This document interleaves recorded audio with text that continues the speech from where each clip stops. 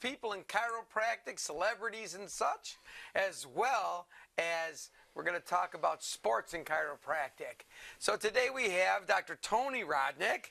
Pleasure to be here. It's Absolutely. always a pleasure to be here. Wow. And Dr. Tamara. Hi there. How are you? Good. Yay. Dr. Slusher from Claire. Yeah. And what a beautiful day we're having today. It's been gorgeous out. However, when you're listening to this, it'll probably be snowing already. Hopefully not, but maybe.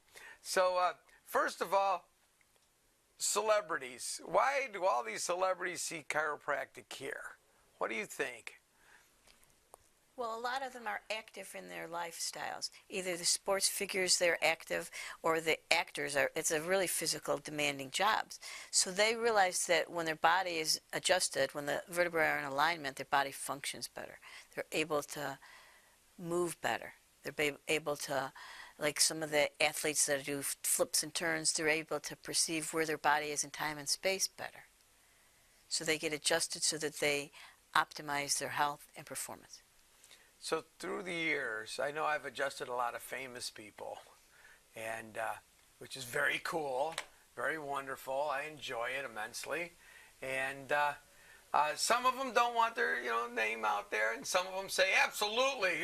And I just brought a few pictures I grabbed off the wall before coming out here, and there's a lot more, and a lot of them, because we have other clinics, and they're in other clinics. I didn't have those pictures either that I would like, but a lot of fun. And so I'll just go over a few.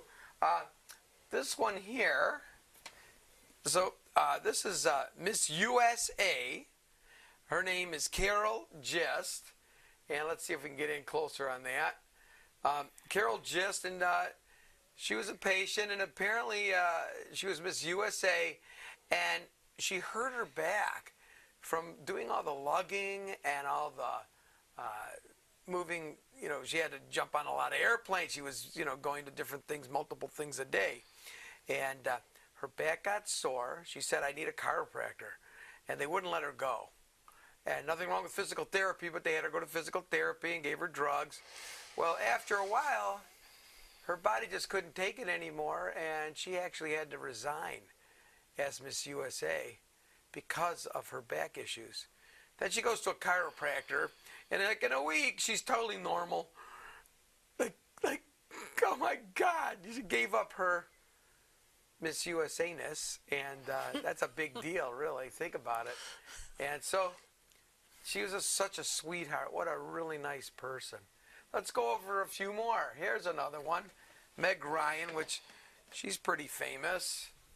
And I got this, the International Chiropractic Association was, we know Meg Ryan in a lot of movies, and she's an avid chiropractic fan.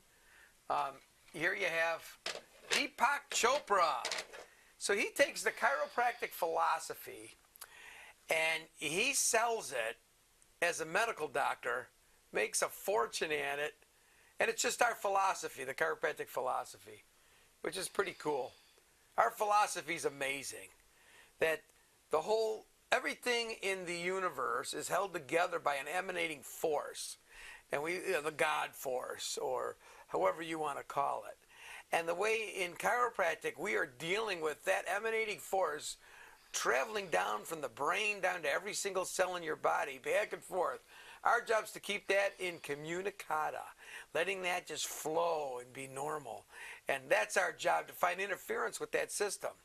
So we've got the God part and the human body part. And so we're actually working with human beings, the spiritual and the physical. And it's very cool. And that's that. So I'm going to have a pile of these. This is Peter Fogel. He's a comedian. And saying, hey, thanks for the adjustment, right? And I got to see his show for free. Anyway, nice guy. We deal with a lot of these guys and take care of a lot of them. Here's another one, and I love comedy. This is Andrea Cron she was Miss Georgia. Miss Georgia. Let me get the glare out of that. Okay. Just another person. Oh, was he fun? Look at this guy. James Buster Douglas. If anyone ever saw Tyson fighting, for a long time he was like a superhero. He was just knocking people out left and right. Along comes this guy, Buster Douglas. So he's about twice my size, twice my width, about 40% my height, weighs at least double me. And see how he looks kind of scary there? He really looks pretty scary looking. When he stood up next to me, I should have brought that picture with, to give you an idea of how big this guy is. And he knocked out Tyson. Boom. Just boom. So great. Anyway, the guy was a mammoth. Just a mammoth of a gentle sweetheart of a guy. It's funny how a lot of these guys are gentle. Anyway, here was someone who I thought would be gentle. I think he's gentle, a nice guy. And if anyone knows who that is, he was the Hulk. Big guy. It's hard to recognize when he's not green. Well, we have green. I can fix that. And he has a little bit of a temper apparently. So, actually, nice guy. He talks with a list. He's actually deaf, is why he talks like he does. And in order not to be beaten up, he had to turn into that. And we've seen him in a lot of different movies. We all know who this guy is. Let me get organized here a little bit. I'm running out of places to put this stuff. This is George Foreman. So do you think a lot of the boxers like Muhammad Ali and a lot of these boxers all have chiropractors, obviously, because they take whiplashes constantly. And we're going to talk a little bit about sports injuries. But here he is. What a great guy. And big-time chiropractic fan. And him and he was fighting. Who was the guy he was fighting all the time? The heavyweight champion of the world, Evander Holyfield. Both of them big-time chiropractic fans. And anyway, and now we're going to talk about some golfing guy. What's his name? Dun, dun, dun. Big-time chiropractic fan, Arnold Palmer. And utilized chiropractic throughout his career. And as well, Dr. Tamara, you want to tell us a little more about some of these golf superheroes? Well, Jordan Spieth has been in the news many, many times. He won the U.S. Cup and he won the Masters. He uses a chiropractor regularly. And also, Zach Johnson's dad is a chiropractor. So, golf is a one-sided sport. They're also constantly turning to one side. So they need to, when you're doing that, you need to stretch and warm up the other side. And chiropractor can help keep you aligned because you're constantly, the muscles on one side are strong, they're strengthening and pulling the bones out of position. Has anyone ever heard of Tiger Woods? of course. So when he was like 7 years old, I don't know if you know this, but I think it was I don't know which bowl it was. It might have been the Orange Bowl or one of the bowls. We had a chiropractic, what do you call that, with all the flowers on it and all that? The float. So he's on the float, and he's 7 years old on the chiropractic float.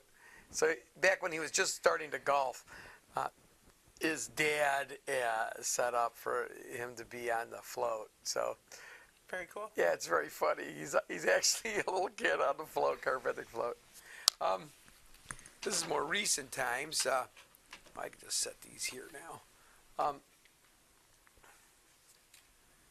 This is Vince Taylor. For those who follow the Mr. Universe, Vince Taylor, Mr. Universe, multiple times. I think it was like 8 times. Something insane. Like unbelievable. He beat our friend Arnold Schwarzenegger. He was 7 times Mr. Universe, and this guy beat him with 8. Anyway, look at those arms. Nicest guy. Some of these guys are the nicest people. Another sports person here is Dan Bouchard, 1993 NHA Hero of the Hockey Game. Dan Bouchard started a chiropractic hockey team at Life University. And big time fan. Those hockey players take a hit or two, you think? Yeah. And brutal sport. And it's so funny. Well, not really. I go to these games from time to time.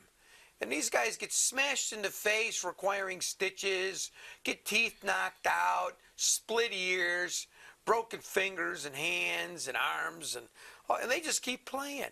It's the wildest thing you ever saw in your life. I see that with the rodeo guys, too. I was the chiropractor for the rodeo teams several years. And my God, you go flying off a horse, going I don't know how fast, land on your shoulder, get up and dust it off. If you're not dead, it's like, I'm not dead yet. Of course I'm going on the next event. It's like unbelievable. And here's Rodnick adjusting these guys. This was Mr. Universe, a big advocate of chiropractic care. He was a big advocate of trying to get rid of the taking all these steroids. Because right now, you cannot win Mr. Universe without steroids. Ain't going to happen. There's no way you can compete. You're just so much smaller than everybody else. I mean, it puffs you up quite a bit. And so he was trying to make it so that you couldn't do it without it. And I don't know what happened. It was probably that got buried. But it's not good for you anyway. But here's me with Arnold. And I picked out, I have a million pictures with me and Arnold. But I got my fat one, my medium one, and my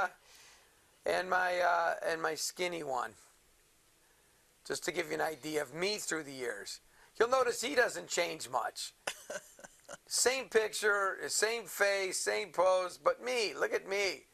Fat guy, thin guy, medium guy. Dun, dun, dun. On the one picture there without the suit, the big one here, he made the comment, we got to retake that. I don't think we could get all his shoulders in that picture. That's how big-shouldered I was at that time. Ooh. He meant it as a joke. I took it very serious. Anyway, he's in charge of the largest sporting event in the United States. There was like 22,000 this year? Athletes. 22,000 athletes. How many other people were there? Probably about 300,000 wandering like me. Wandering Jews. No. And what's that event called? The Arnold Classic. And we have that coming up again soon in March. And probably should show that tape on that again, too. Maybe we'll do that for Christmas. As a Christmas present. I made a really nice video, Tony and I did, of that. And anyway, we're the chiropractors at that event. So, very cool. Very cool. This might be getting old, so I'm just going to do one last one. Here I am with Jerry Rice. You got to really cone in on this one because it's a tiny one. So you might know him with Dancing of the Stars. He was a receiver, a fantastic receiver. Really, really, really. And here he is, a big chiropractic fan, and really nice person, and again, another famous person, sports figure. And I'm just saying, chiropractic, very important in a lot of these sports and celebrity people. So there you go. So what do we want to talk about more on that? Well, you need to go into sports, so. Yes, indeed. might as well I go into remember sports. years ago, it was the 49er team, and their quarterback would get on there and say, we're going to win today because we have our secret weapon. No one knew what that meant. No one knew what that was except the chiropractors knew. That meant there was a chiropractor in the back room. They were adjusting all the guys. So that gave them the one-up on the other teams. So now how many football teams, NFL football teams, have a chiropractor? All of them except maybe one or two don't, but all of them, Yeah. I would say. Yeah. Is it all of them? All of them. All of them Yeah. now. All of them. Why? Because it makes everything equal. You can't, now it's like, who's the better chiropractor? Just like with the hockey you were talking, how they take hits. The football players are really rough on their bodies, too. So I was watching one of the games probably about a month ago, and they were doing a talk on, the players were talking about the whiplashes and how, they get like half knocked out, and how many, each one of those is like having a car accident. It's like a total concussion. Forces that just beat the heck out of your neck and head and everything else. And so it wasn't the chiropractor saying it, it was the players saying the chiropractor had mentioned this to them. Mm-hmm. They wonder how is that going to be in future and all that. So it's very important not to take those kinds of hits. I see some brutal hits when I watch these games. I mean, I just go, ooh, that was a bad one. I can usually tell like a knee injury or an ankle injury before any of the, happens. And by the way, chiropractors work on knees, ankles, feet, and legs and hips, and we work on elbows and hands and fingers, and a lot of people don't know that at this time, and we need to let that get out there more, that chiropractors definitely work on extremities. What's an extremity? An arm, the upper limbs, the lower limbs, legs and feet. We work on that. So in sports injuries, it's critical, just critical. Now, I've worked on athletes as a chiropractor while being with the athletic trainers and the medical doctors, medical staff. I remember 1990 the U.S. tumbling meets for the United States.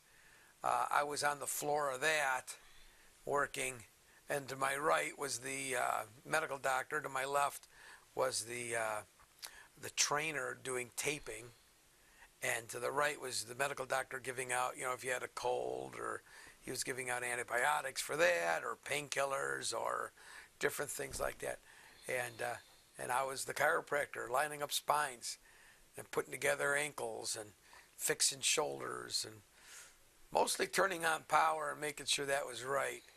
And I don't know, there were lines of people. My line was always the longest, way longer than the other two guys. And the trainer's line was longer than the medical doctors. But so it was pretty amazing. Yeah, you were there, Tony. You remember that. That was before I was a chiropractor. Yeah. That was unbelievable, wasn't it? I thought.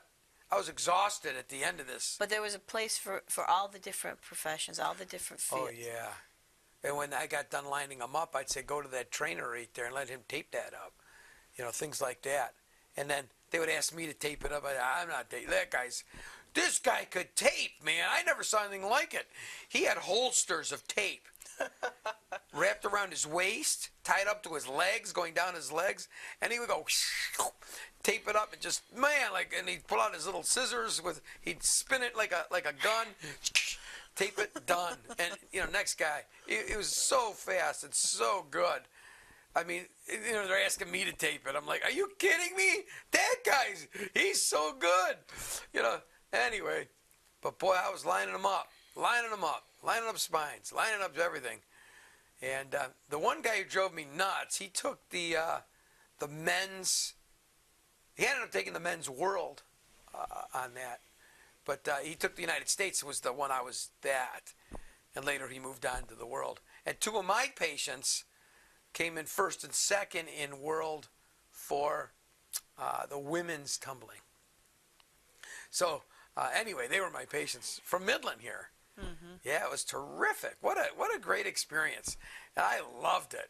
Anyway, so he keeps going to me, the guy who took the men's, and he was getting checked like every 30 minutes. I said, enough with you. Get away from me. He goes, you don't understand. I got to have everything lined up because I don't know where I am when I'm spinning up there. So he does a triple somersault in the air. Not a single somersault, not a double, a triple somersault, and lands perfectly on his feet. And he bows to the judges, And then he turns to me after that and he points at me and says, "That's why." And he goes, "That's why I do it." So he was like driving me insane. It was unbelievable.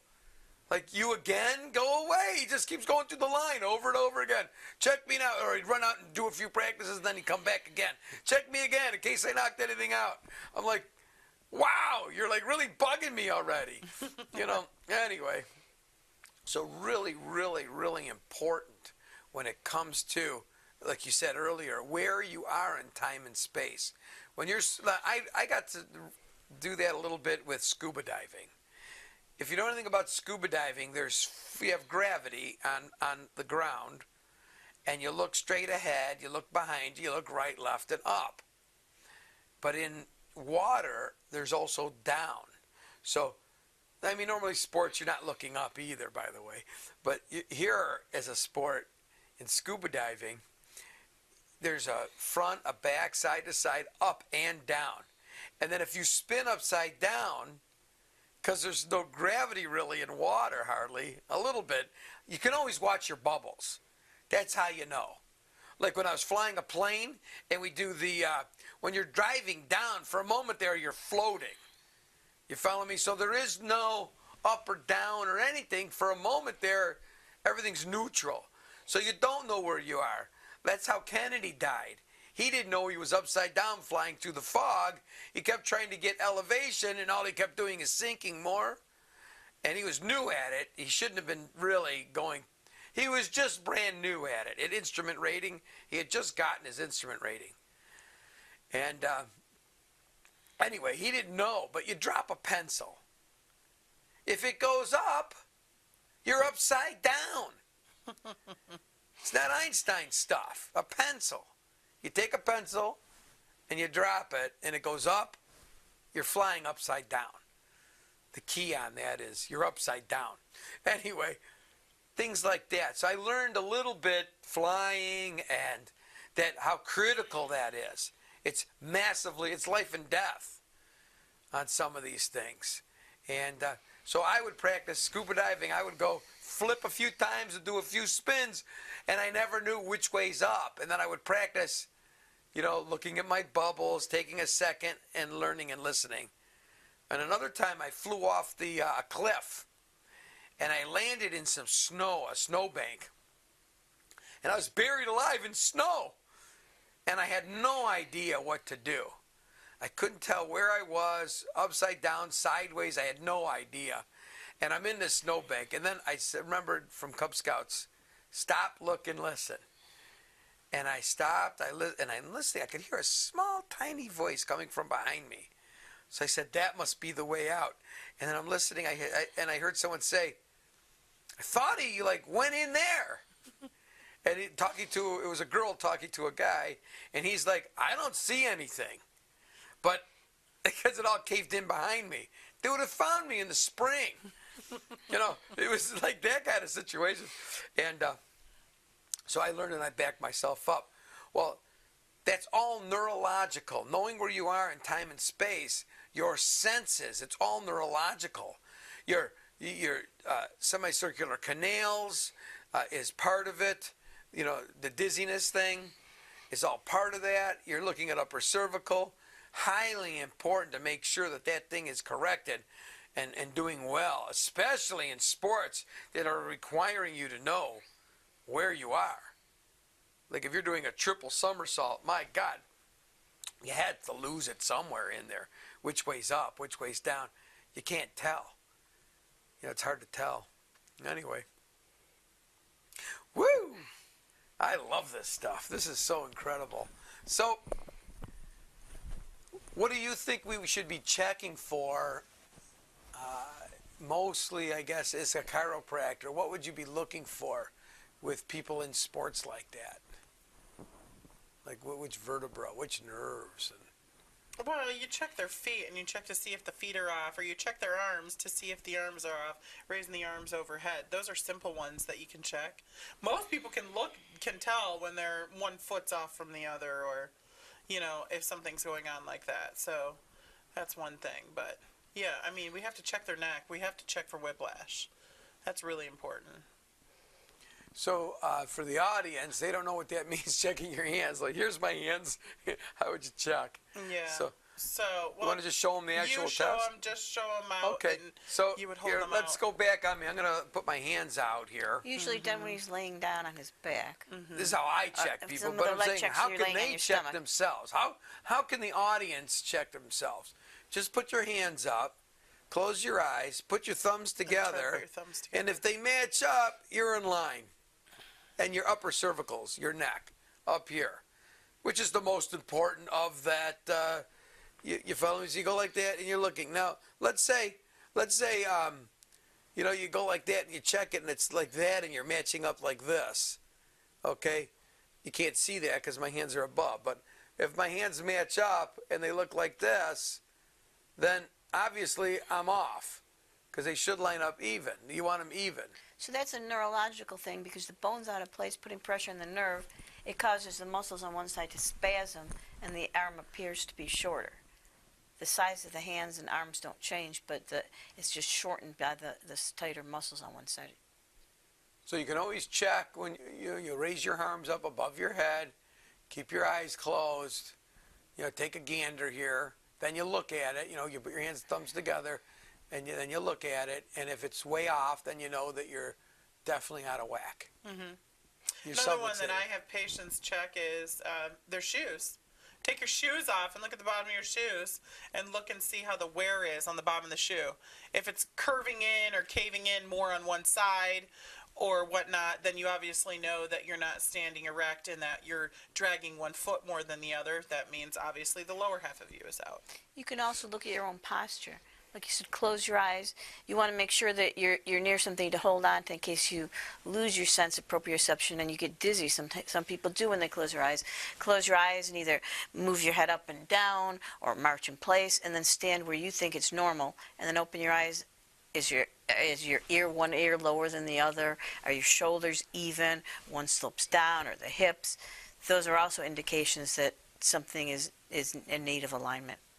I find it funny. I do a lot of lecturing, and I like to do that. I like to have them stand up and check each other's postures, and I get a kick out of it because they don't know that they're so screwed up. They've never looked. And here you have somebody looking at you, a worker, a friend, and they look at each other, and they go, yeah, look how uneven you are.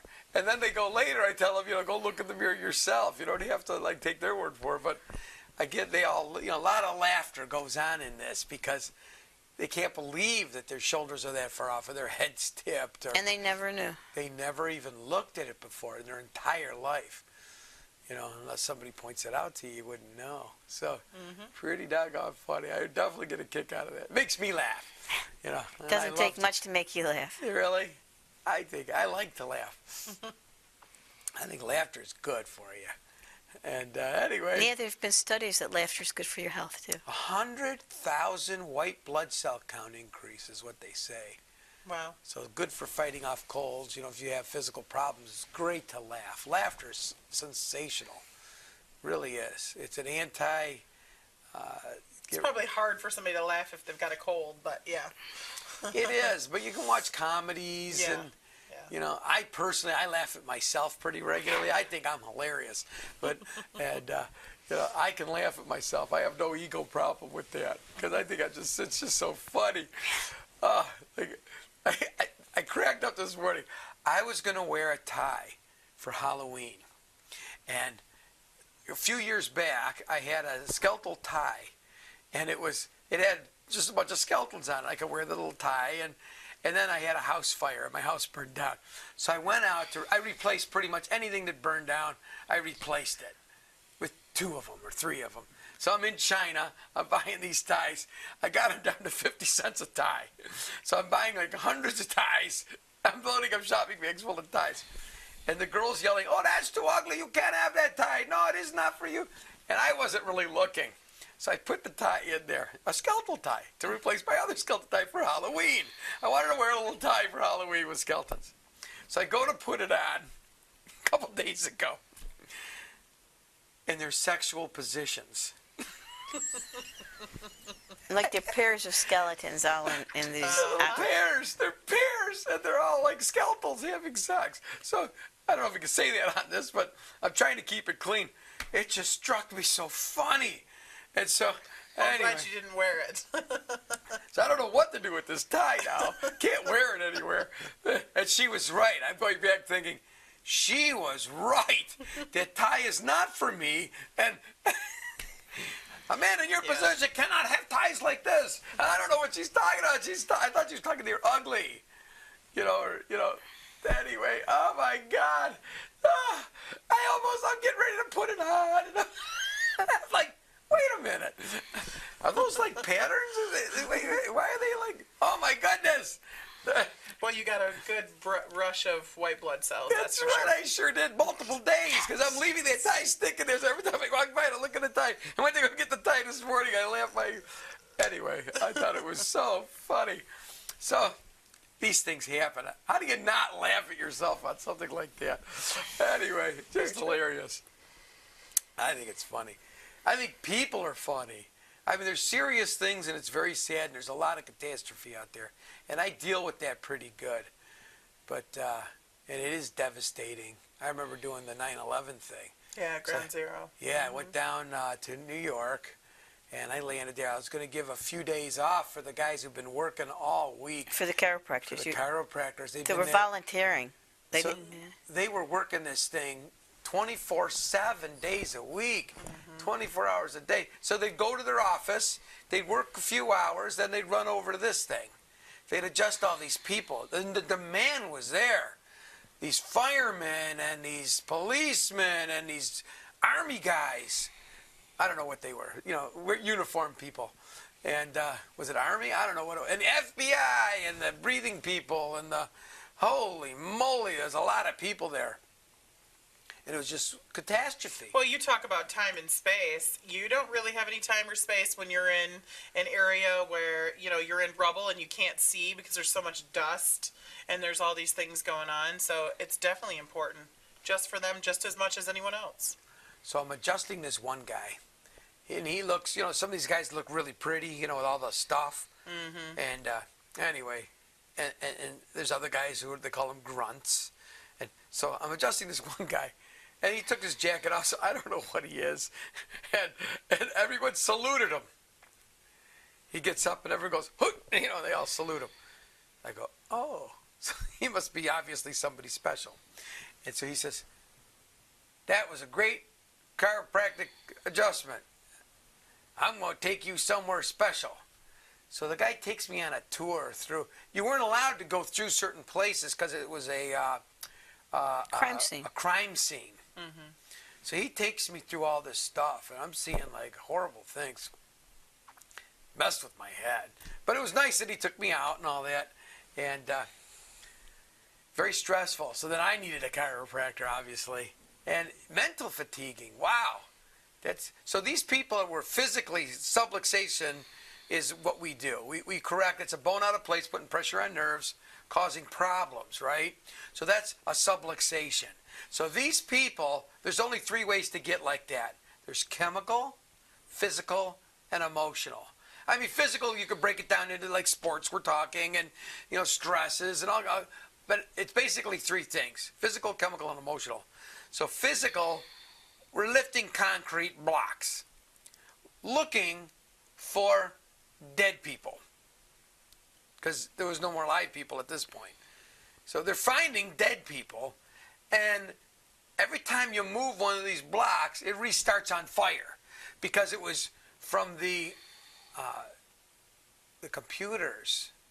Thousands and thousands of computers had come down, made of plastic chips of a variety of chemicals, which nobody had ever dealt with this many computers before. So gas masks weren't working. Mm-hmm. So I'm adjusting the OSHA people, and I'm having conversations with them. They're saying none of these gas masks are rated for this type of exposure to these chemicals. So we knew that there was going to be lung problems with all these people, the firemen and oh my goodness. And they shouldn't even be there. But then they tried kicking them out, and then it was fisticuffs, cops against firemen. It wasn't happy. So anyway, pretty bad. Anyway, it was an unbelievable experience. The food was great. I had nothing but the best possible food in the state because they were cooking for us. And, you know, we were good. The clothes was volunteer. Everything was volunteer. It really came together. You know, they tell me on New York and they're rough and they're, you know, man, everybody was a sweetheart as far as I saw. I mean, it was pretty spectacular. In time of casualty, people change. People are different. It was, yes. It was very much like that. Very, I don't know if it's different because I like it. I guess my dad's from New York. So I got a little New York in me. So, you know, yeah. So sometimes people say, what kind of accent is that? I don't know. Mom Canadian, dad from New York. So, New York. So, anyway, I did great there. I felt totally calm and at ease, and I didn't know where I was going, and some people took me exactly to where I was going. I was in that little church that didn't crash down, the one that made it, and then they made a museum out of it for several years, and I don't know where it is now. I think it's in the Smithsonian. Yep. I don't think my card's in there. My card was there, then it was off, and then it's back, because I was from Michigan. I guess they want to show their own people, but anyway, yeah, I was there for, I did, what was it? I did 16 hours, and then I did like another 16 hours, something like that. But boy, changed my life forever. Unbelievable. So sports and chiropractic. Anyway, but getting back to that, that was the most subluxated people I've ever seen. It was all three things, each one of them massively subluxated. So that should be a study that gets done in the future, compared to like, you know, in sports it would be physical and maybe, you know, stress, but the chemical isn't there. Physical and emotional would be there, but not all three. All three, you know, how would you even deal with something like that? Fires, that's a good one. Yeah. Volcanoes is another good one to do a study on. You know, and they invited me to be on their task force, the United States Task Force for emergencies. There's a group of people, every time there's a catastrophe, they're all called and they're on this team, and they, the medical group, they all go to these things. And I was asked to actually be on that. And, but I have kids. At that time I had, you know, I didn't want to be running around like a maniac. And boy, it's tough on you a little bit. It's kind of like the emergency guys in the ambulances. You know, that's not a job you can do forever. Some do, but very few people though. You got to have a certain, you know, attitude towards everything. Very easygoing. Anyway, so let's talk about sports. Sports and chiropractic. So there's a lot of different sports out there. I know you're involved with sports and chiropractic. So are you. What kind of sports do you like working with? Well, we work with all sorts of different ones, but right now it's football time. Yeah. So, you know, and then you've got, this is going to air in a month, so you're going to have your winter sports that are going to start taking forward, you know. There's a lot of snow tubing and snowboarding and skiing and those kind of things. So those are important ones too, that we have to mention those ones as well. But yeah, football, soccer just ended, so you get through soccer. Man, I have one girl that keeps coming in the office. She keeps getting nailed in the head with soccer balls all the time. It's unbelievable to me, you know. So yeah, and she'll say, "Can you check my jaw? Can you check my equilibrium?" Everything seems to be off. It's unbelievable to me. So does she hit on one side more than another? Yeah, she's a right foot kicker. She doesn't like to use her left foot, and then when she does, she ends up getting nailed all the time. So yeah. I know you work on a lot of pro golfers. Yeah, golfers, yeah. Not necessarily pro golfers, but yeah, we work on quite a few golfers. You know, there's some good golf teams, and so a lot of them come out, and a lot of the time they have to carry their bags, and they have to walk the golf course. So, you know, yeah, that can be trying on your body after a while. It's just like the non-athlete. You can compare the person that always carries the golf bag on one side with the woman that always carries her purse on one side. Yep. You don't want to carry it always on the same side. You want to switch off. That's a lot of weight to carry on one side, Yeah. too. Absolutely. So, yeah. Very much so.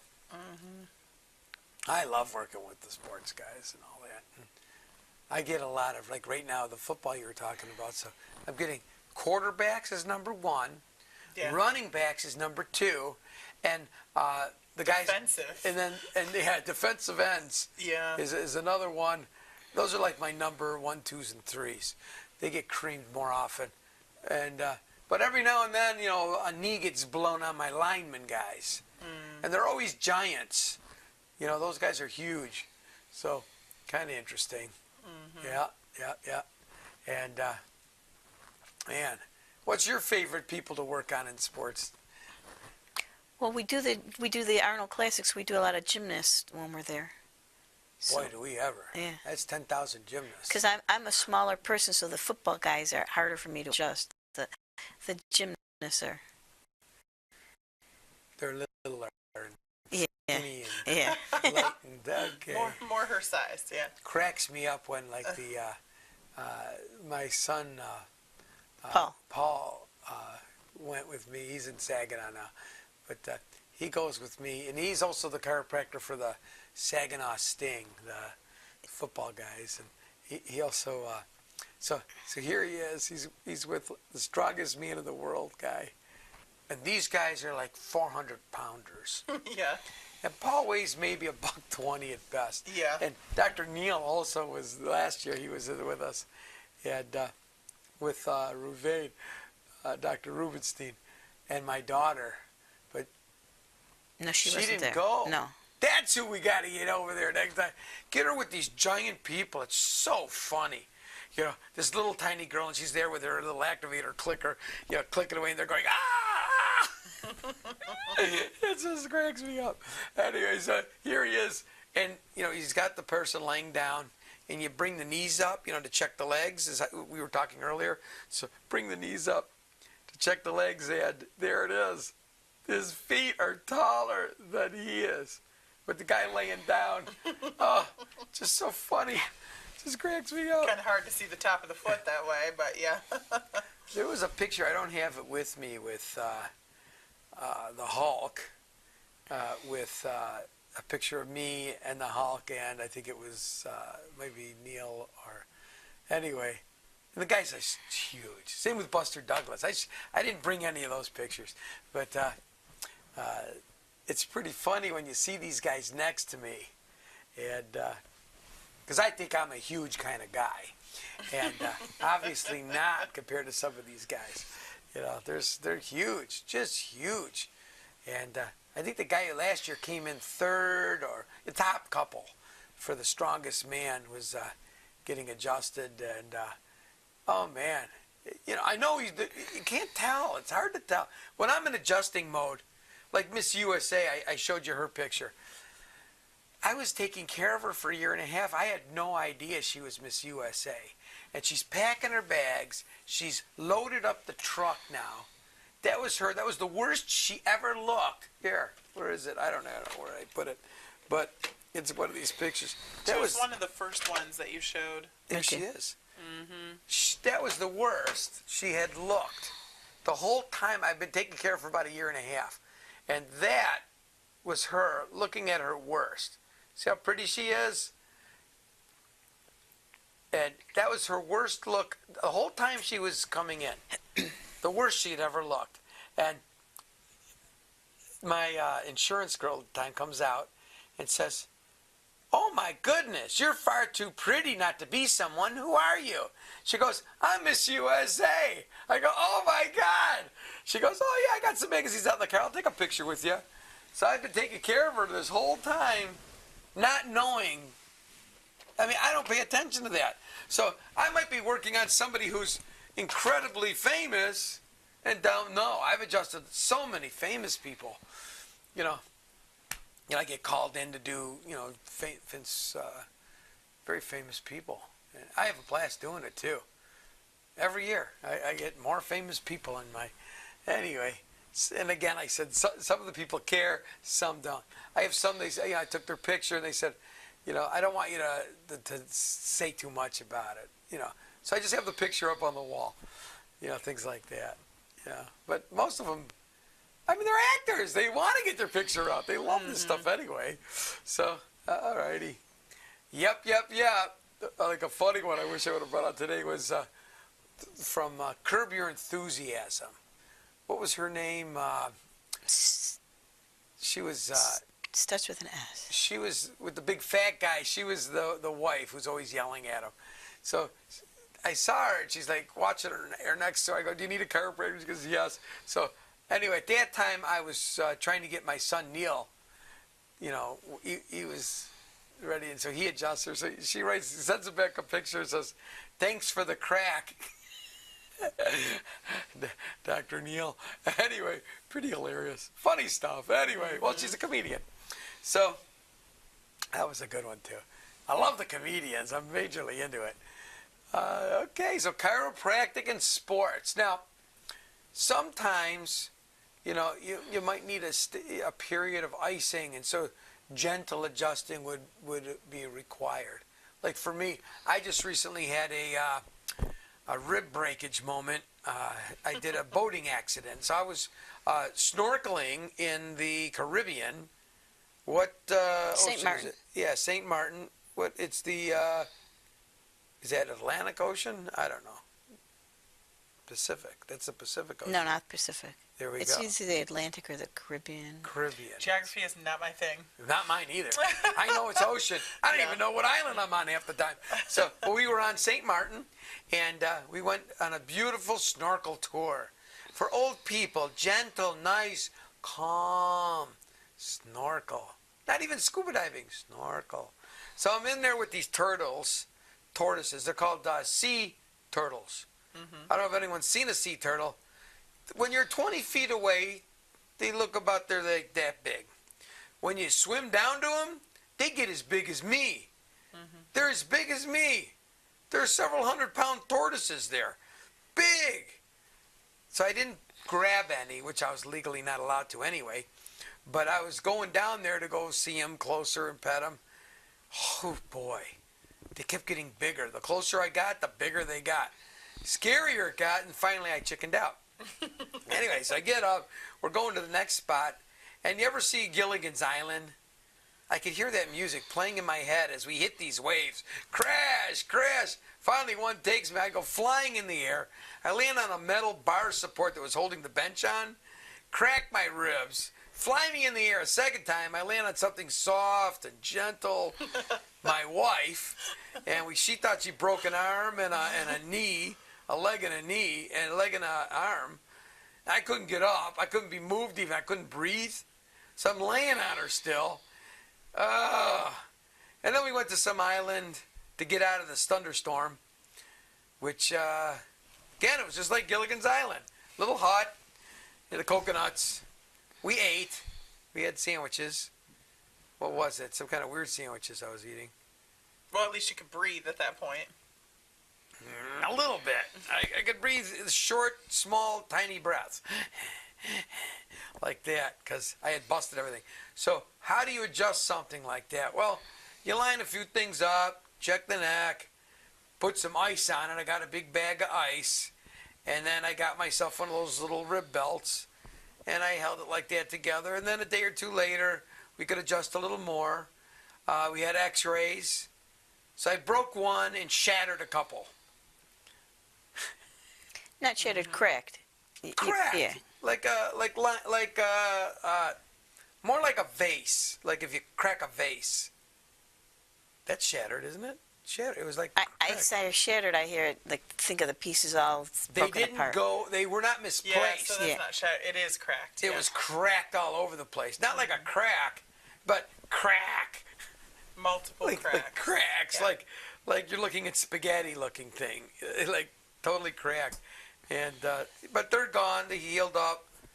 The last X-ray I had, it was just one little crack, and the break is gone. I never saw a break like this. So here's a rib, split in two. And that's because you hit the bar right across the rib. So it split it like split. How weird! And then it grew back together again. That's nice. So anyway, yeah. God. But think about what damage you would have had, down the line if you hadn't got adjusted. if you hadn't got your neck realigned, if you hadn't got those Takes a misalignments lot taken care of. longer to heal. Yeah, and it probably wouldn't have healed correctly. It would have healed out of place. That's a big difference. It is. So in the last 5 minutes, what could you say to our audience about sports and chiropractic?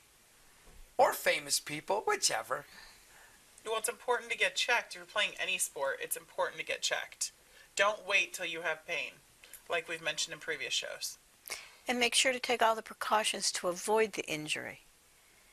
Like you said, get checked first so you know where you are in time and space and you're optimal. But then still do the precautions to make sure you're not injured. And then even if you don't think you're injured, if you've taken impacts, get checked to see if you need to be realigned so your body can function and heal properly. I'd like to add to that because you said precautions. So what precautions are we talking about? Let's think about it. So warming up, cooling down, stretching, Staying hydrated. staying hydrated. Oh my God. You realize we're going out of rake season and we're going to go into snow season. And these idiots are these patients are in their houses with the heat on, dehydrating, not drinking enough fluids because the heat in the house is going to dry you out. And then they go out and shovel the snow. And they're spastic already before they even start. They don't stretch and all that, and they're going to come in groves. I'm already ordering extra braces, extra stuff, knowing that this is going to happen. Had that staff meeting yesterday. It I snows. understand. We're leaving leaf season, chiropractically, into snow season. We have our seasons as well, you know. So it's like I already know what's going to happen. They're going to go out, spasm up, rip stuff, knock things out of Other place. precautions like for leaf raking and snow shoveling, it's like a lever, and when you're bending and lifting, you're putting strain on your low back on the disc. So the further something out is, the more weight it puts on the disc. So when you're shoveling, you don't want to be reaching out way far and lifting, because you're bending and lifting, and it's further out, so it puts more stress on. Or raking, you don't want to be reaching and pulling, so you want to keep your elbows in. So with sports, if you know the proper techniques, you want to do those too to avoid the injuries. So take care of your spine so everything's fine. And God gave you the gift of life, and what you do with that life is your gift back to God. So you guys have a great month. We'll see you next month. And hope everything's wonderful out there. And take care of your spine.